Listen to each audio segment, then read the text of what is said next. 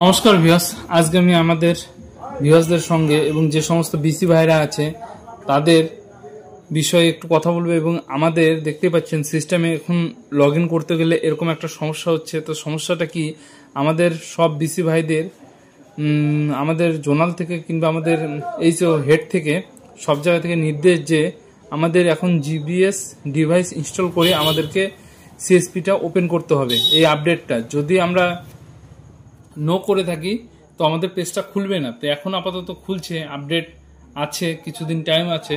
তো আমাদেরকে ইয়েস করে কাজটা করতে হবে, তাহলে আপনার যে লোকেশনে আপনি কাজ করছেন জিপিএস ডিভাইসটা সেটা ট্র্যাক করা যাবে। তো আপনার ধরে নেন ব্রাঞ্চ থেকে আপনার সিএসপি যে জায়গায়, সেই জায়গাতে আপনাকে কাজ করতে হবে।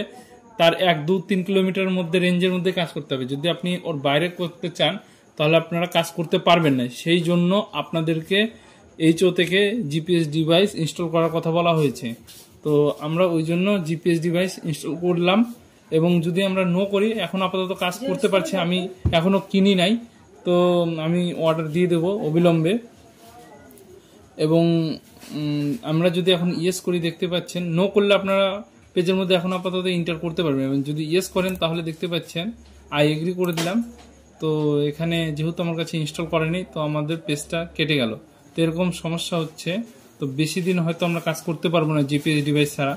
অগ্রিম আপনারাও তাড়াতাড়ি কিনে নেন, আমিও তাড়াতাড়ি কিনে নিচ্ছি। এটুকু ইনফরমেশন দেওয়া ছিল আজকের জন্য। ব্যাস এটুকুই। আপনারা সবাই ভালো থাকুন, সুস্থ থাকুন। আবার দেখা হবে নেক্সট ভিডিওতে। ধন্যবাদ।